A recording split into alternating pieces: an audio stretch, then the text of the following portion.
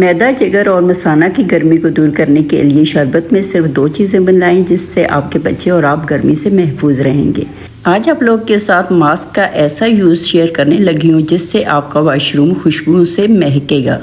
इसके अलावा कूलर के पानी को कम बर्फ़ में ठंडा यख करने का एक नया तरीका आप लोगों के साथ शेयर करने लगी हूँ। एग्स की जो ट्रे होती है इसको हम किस तरह से यूज़ कर सकते हैं, ये सब कुछ आज की वीडियो में आप देखेंगे। अस्सलाम वालेकुम, कैसे हैं आप सब लोग? उम्मीद है कि सब लोग ठीक होंगे। तो सबसे पहली टिप मेरी ये है कि जिस तरह से हम चूड़ियाँ मंगवाते हैं और हमें पता नहीं होता है कि हमारा साइज़ कौन सा है, तो मोबाइल के ज़रिए आप अपनी चूड़ियों का साइज़ चूड़ियाँ लाने वाले को कैसे भेज सकते हैं।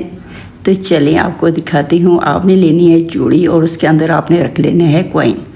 जो भी कॉइन आपने रखना है वही कॉइन आपने वहाँ पे भी बताना है कि आपने ये वाला कॉइन रखा है, क्योंकि इनके साइजेस में भी फ़र्क होता है। फिर आपने ले लेनी है एक पिक्चर, आपने पिक्चर ले लेनी है। वही पिक्चर आपने उस बंदे को सेंड कर देनी है जो कि आपके लिए चूड़ियाँ ला रहा है। पिक्चर रिसीव होने के बाद उसने करना क्या होगा कि पिक्चर को कर लेना है जूम और फिर इसके अंदर वही वाला सिक्का रखना है जो कि आपने रखा था और उसके ऊपर चूड़ी रखनी है जो कि आपके साइज़ की होगी और जो आपके साइज़ की होगी वो इसके ऊपर पूरी आ जाएगी। तो इस तरह से बिना चूड़ी के और बिना साइज़ जाने परफेक्ट साइज़ आपकी चूड़ियों का आपको रिसीव हो जाएगा। चले पे चलते हैं नेक्स्ट टिप की तरफ कि जब भी हमारे घरों में बर्फ़ कम होती है, गर्मी के मौसम में ऐसा होता है कि फ्रिज कम करना छोड़ देते हैं, तो बर्फ़ कम होने की वजह से गर्म पानी तो पिया नहीं जाता। तो इसको आप किस तरह से कम बर्फ़ में ठंडा यख कर सकते हैं, इसके लिए आपने लेना होगा इस तरह से मिट्टी का कोई सा भी बर्तन। तो मेरे पास इस वक्त यही वाला मौजूद था, मैंने कहा यही आप लोग के साथ शेयर कर देती हूँ। तो इस तरह से आपने बर्तन लेना है, लेकिन कोशिश करें कि जो ऊपर प्रिंट बना हुआ है ये प्रिंट ना हो। जो सादा वाले होते हैं मिट्टी के बर्तन वो वाले ज़्यादा ठंडा करते हैं पानी को। तो आपके पास कोई गिलास है, कोई और बर्तन है, तो आप वो वाला भी कूलर के अंदर आप डालें और आप देखेंगे कि कम बर्फ़ में ये पानी जो है बहुत ज़्यादा ठंडा रहेगा और काफ़ी टाइम तक ये ठंडा रहेगा। जिस तरह के घड़े के अंदर पानी ठंडा होता है बिल्कुल इसी तरह आपके कूलर के अंदर ही पानी ठंडा रहेगा। नेक्स्ट टिप जो मेरी है वो भी पानी को लेके ही है कि गर्मियों के मौसम में यही वाली चीज़ होती है जो कि बहुत ज़्यादा ज़रूरी होती है। तो कूलर के पानी को ठंडा काफ़ी टाइम तक रखने के लिए एक और टिप आप लोग के लिए लेके आई हूँ। आप इस तरह से कोई साफ बोतल ले लें अपने कूलर के साइज़ के मुताबिक। तो आपने उसको अच्छी तरह से धोना है और साफ़ पानी उसके अंदर भर के उसको फ्रीज़ कर लेना है। रात को आप रखेंगी तो सुबह तक ये जो है अच्छी तरह से बर्फ़ इसके अंदर जम जाएगी। तो सुबह आपने इसको कूलर के अंदर डाल लेना है, तो आप देखेंगे कि काफ़ी टाइम तक आपका जो कूलर का पानी है वो ठंडा रहेगा। इस तरह अगर हम बर्फ़ डालते हैं तो वो बहुत जल्दी मेल्ट हो जाती है और फिर पानी जो है बहुत जल्दी गर्म हो जाता है। अगर आपके फ्रिज में गोश्त वगैरह है तो उसकी स्मेल से बचने के लिए आपने इस तरह से शॉपर के अंदर इसको अच्छी तरह से लपेट के तो फिर इसको बर्फ़ बनाने के लिए आपने फ्रीज़र के अंदर रखना है और फिर जब निकाले तो अच्छी तरह से धोने के बाद आपने इसको कूलर के अंदर डालना है। तो ये बहुत ही अच्छी और मेरी आजमूदा टिप है। नेक्स्ट टिप भी मेरी गर्मियों के हवाले से है। जब भी हम गर्मियों में शरबत बनाते हैं तो वो लेमन वगैरह डाल के तो ऐसे ही पी लेते हैं, जिसका तो फ़ायदा बहुत ज़्यादा है, लेकिन उसको और ज़्यादा फ़ायदेमंद बनाने के लिए आपने उसके अंदर डाल लेने हैं चिया सीड्स या फिर बेसल सीड्स। बेसल सीड्स हर जगह से आसानी से मिल भी जाते हैं और ये थोड़े सस्ते भी होते हैं। बेसल सीड्स मीन के तो मलंगा, तो यहाँ पर मैंने लिया है साथ में गोंद कतीरा। तो इसको आप इतना सा ले लें या इससे थोड़ा सा ज़्यादा भी कर लें तो भी ठीक है। इसको आप अच्छी तरह से धोने के बाद मैं इसको छोटे छोटे पीसेस में कर लूँगी ताकि आसानी से ये फूल जाए। 4 से 5 घंटों में ये फूल जाता है। अब मिट्टी के बर्तन में मैं इसको डालूँगी और इसको मैं रख दूँगी 4-5 घंटे के लिए। जिस पानी में आप इसको भिगोएंगी वो पानी आपने ज़्यादा रखना है। तो फिर जब ये तैयार हो जाएगा तो सादा शरबत में आप इसको डाल के अपने बच्चों को पिलाएं और ख़ुद भी पिएँ। नेक्स्ट टिप मेरी है एग्स ट्रे को लेके। इस तरह आपके मतलब घर में भी अगर इस तरह की एग्स के साथ ट्रे आती हैं तो आपने इनको बिल्कुल भी नहीं फेंकना। इसके आज मैं आपको 2 यूज़ बताऊंगी जो कि बहुत ही ज़्यादा फ़ायदेमंद हैं।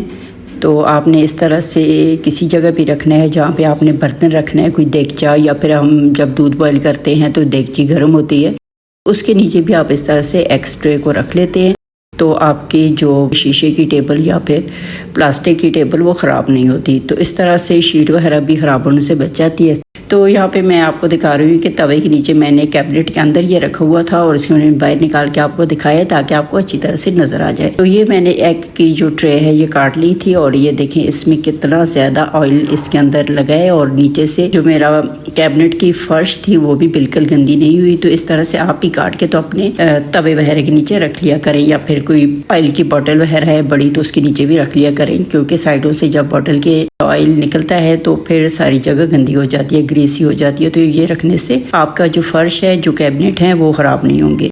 तो इस तरह से इसको मैंने हाफ़ कर लिया है। हाफ़ जो है मैं तवे के नीचे रख लूँगी और हाफ़ के अंदर मैं एग्स डाल के तो वो रख लूँगी।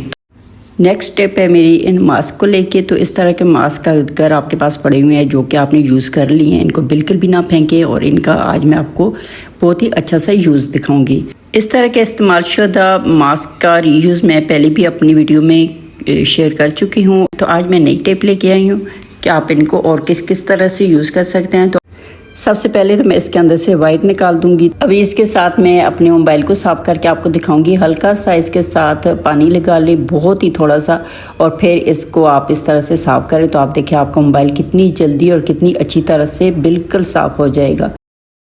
तो इस तरह से आप मास्क का इस तरह से भी यूज़ कर सकते हैं और इसके अलावा आप मोबाइल के अलावा इसके साथ अपनी ग्लासेस को भी साफ़ कर सकते हैं। तो इस तरह से 1 से 2 मास्क आप अपने ग्लासेस वाले डिब्बे के अंदर भी रख सकते हैं, जब भी ज़रूरत पड़े तो उनका आप यूज़ कर सकते हैं। तो ये देखिए कितनी अच्छी तरह से ये भी साफ़ हो चुकी हैं।